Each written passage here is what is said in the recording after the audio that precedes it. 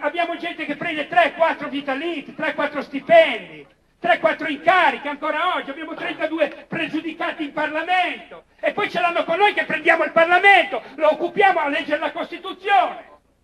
Allora questo è un Parlamento che hanno bloccato, noi siamo pronti con le leggi, basterebbe sbloccare le commissioni che hanno bloccato, hanno una paura fottuta di noi, perché noi mettiamo in rete, apriamo, facciamo vedere i conti. Allora andiamo in Parlamento, facciamo immediatamente la legge elettorale, si può fare in 10 minuti, abroghi quella che c'è, non devi riscriverla. Abroghi il porcello, non la vuole nessuno questa legge. Andiamo lì e dimostrate che non la volete, perché sono sicuro che non vengono, perché dovrebbero dire di no. E allora dire di no, e noi diremo nome, cognome, indirizzo e dove abiti, e sapremo chi è veramente che dice una cosa in televisione e ne fa un'altra nel privato. Mi dispiace gridare.